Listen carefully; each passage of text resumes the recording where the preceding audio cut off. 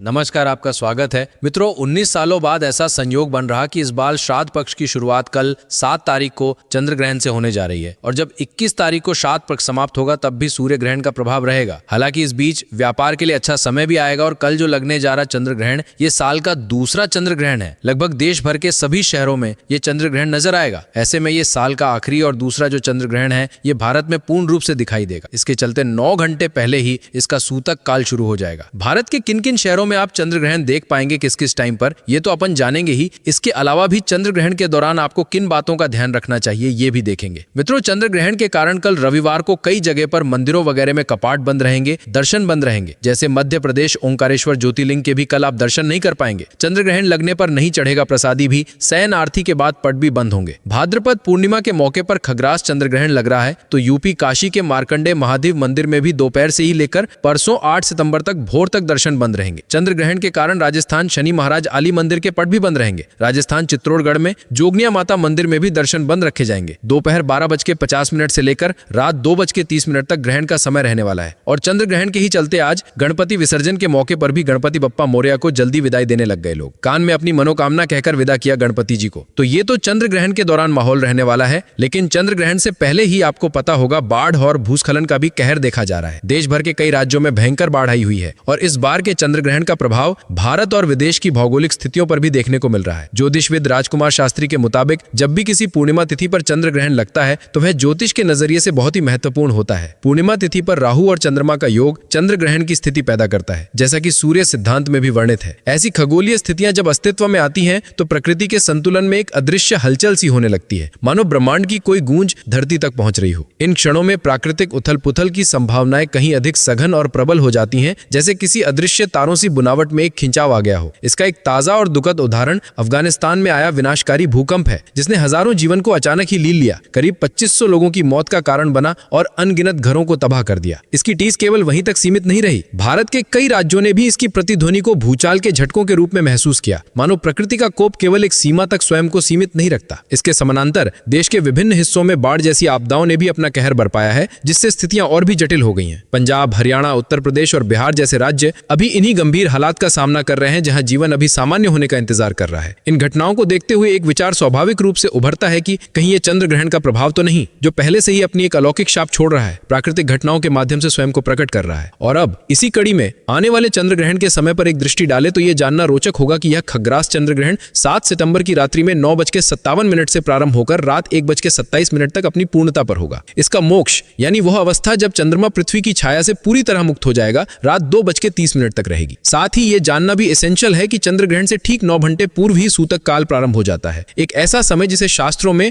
विशेष सावधानियां बरतने के लिए कहा गया है। इसी के अनुसार यह सूतक काल दोपहर 12:50 से शुरू हो जाएगा और ग्रहण की समाप्ति तक चलेगा। इस दौरान मंदिरों के पट बंद रहने की परंपरा है, जिससे दर्शन पूजन आदि क्रियाएं नहीं की जाती। अब यदि ज्योतिषीय दृष्टिकोण से इस ग्रहण के प्रभाव की बात करें तो यह अलग अलग राशियों पर भिन्न भिन्न प्रकार से असर डालने वाला है। मेष, वृषभ, कन्या और धनु राशि के जातकों के लिए यह ग्रहण शुभ फलदायी माना जा रहा है। संभवतः यह उनके लिए कोई नया अवसर या सकारात्मक बदलाव लेकर आए। वहीं मिथुन, सिंह, तुला और मकर राशि वालों को इससे मध्यम फल की प्राप्ति होगी, यानी ना तो विशेष लाभ और ना ही कोई विशेष हानि। इसी तरह कर्क, वृश्चिक, कुंभ और मीन राशि के लोगों के लिए ये ग्रहण सामान्य फलदायी रहेगा। उनके जीवन में कोई उल्लेखनीय उतार चढ़ाव देखने को नहीं मिलेगा। वैज्ञानिक दृष्टि से देखें तो चंद्र ग्रहण एक पूर्णतः प्राकृतिक खगोलीय घटना है, जिसमें पृथ्वी, सूर्य और चंद्रमा के बीच में आ जाती है। इस स्थिति में सूर्य का प्रकाश सीधे चंद्रमा तक नहीं पहुंच पाता और पृथ्वी की छाया चंद्रमा को ढक लेती है, जिससे पूर्णिमा के दिन भी चंद्रमा की चमक फीकी पड़ जाती है और वह धुंधला और ढका हुआ सा दिखाई देता है। यही वह खगोलीय घटना है जिसे हम चंद्र ग्रहण का नाम देते हैं। यह ब्रह्मांड के नियमों का एक सुंदर नृत्य मात्र है, किंतु आध्यात्मिक और धार्मिक मान्यताओं के परिप्रेक्ष्य में इस दौरान कुछ विशेष सुझावों और निर्देशों का पालन करने की सलाह दी जाती है। सबसे पहले गर्भवती महिलाओं को विशेष सतर्कता बरतने के लिए कहा गया है। मान्यता है कि चंद्र ग्रहण के समय चांद की रोशनी में नहीं निकलना चाहिए और न ही सीधे ग्रहण को देखना चाहिए, क्योंकि इस दौरान नकारात्मक ऊर्जाओं का प्रभाव सर्वाधिक होता है, जिसका गर्भस्थ शिशु पर प्रतिकूल असर पड़ने की आशंका रहती है। इसके अतिरिक्त ग्रहण काल के दौरान भोजन पकाना